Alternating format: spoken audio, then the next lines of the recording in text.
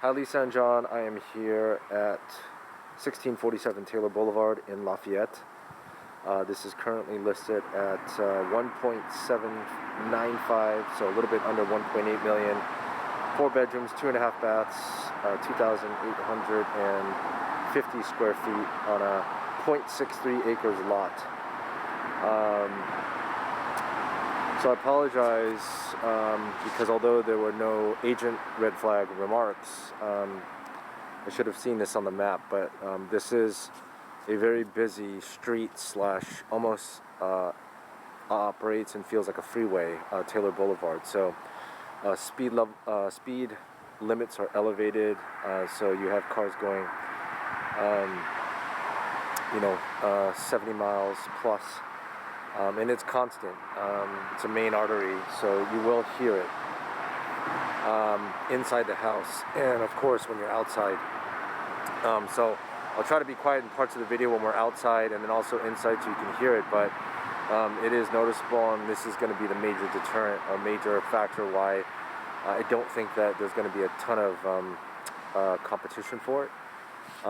Outside of that, it's a pretty straightforward home, large home, maybe a little bit updating. It does feel a little 90s inside, which we'll now go and take a look. Alright, so just to orient you from the whole house itself, as we enter here on the front door,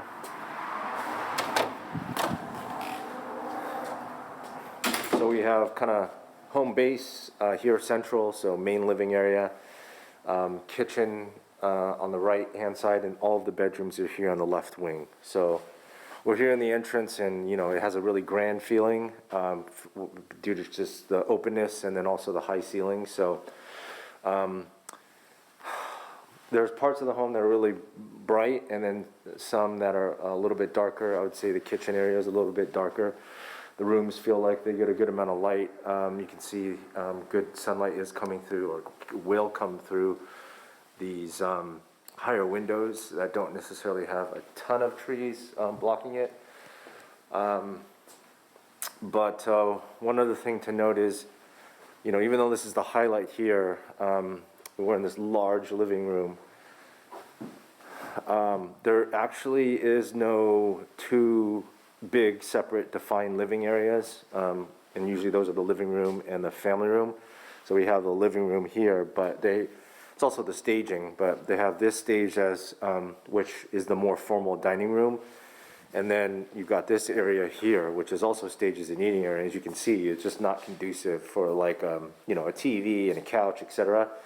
Since it's so close to the main living area. So even though this is a big open space, again, there's only one technical living room or living space, which is the living room here in the middle.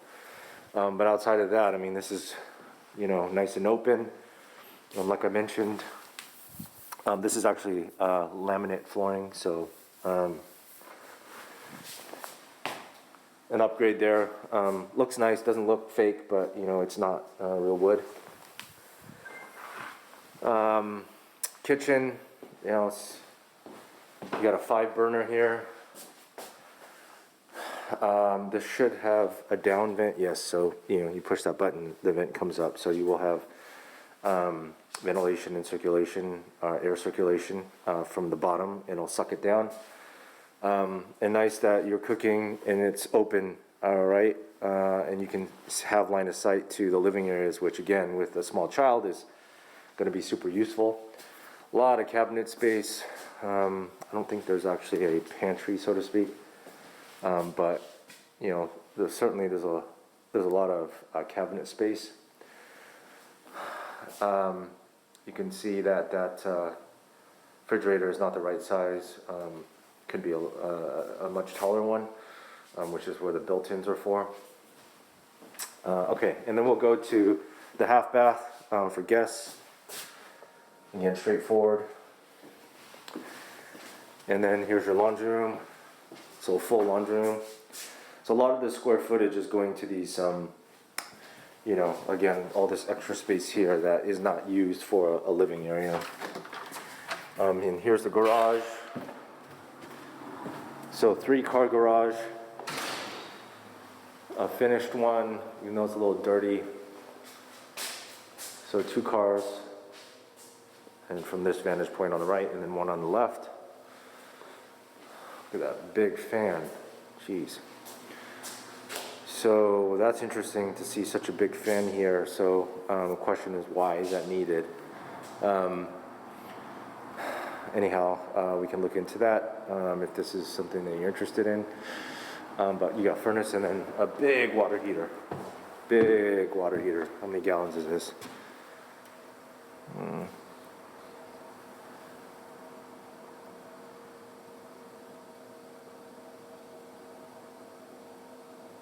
Sorry, it's a little hard for me to read this sideways.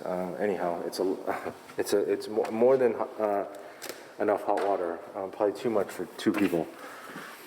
Or sorry, 3 on the way, or a third on the way. Okay, so that's the living space. Again, the right wing of the home coming in from the front door, and then we'll start in the bedroom. So this room gets a lot of good light right here in the front, so this would be ideal for guests. And then an office.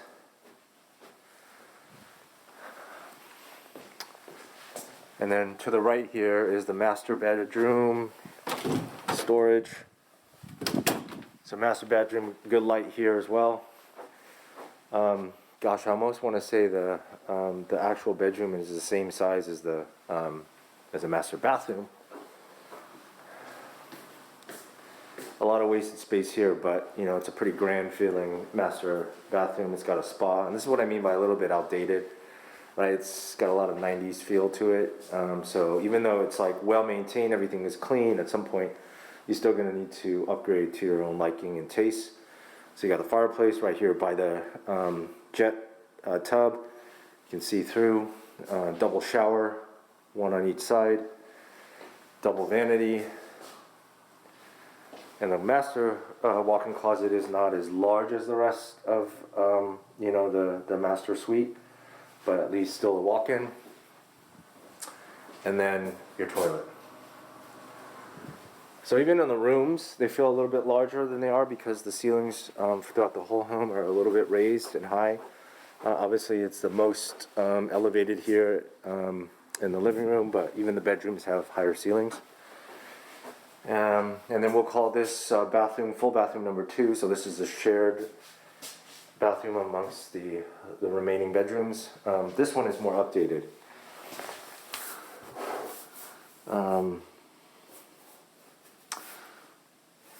So vinyl.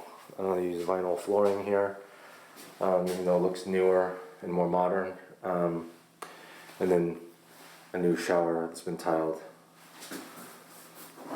Yeah, and so that's why you clearly know it's vinyl if they're using the same material in the shower, and on the floor vinyl is waterproof. They call it luxury vinyl tile / planks. Okay, so bedroom number 3. Good light in here as well. Pretty straightforward layout. And room. Closet, linen closet, and then finally bedroom number 4. Good light in here too. So you're going to hear the freeway from these front rooms. So let me just kill some time and be quiet. Maybe we can hear it.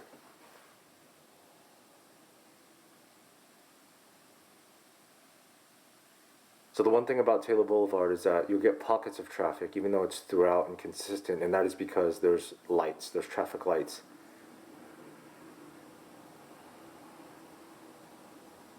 So I don't know if you can hear that. But these are double pane windows.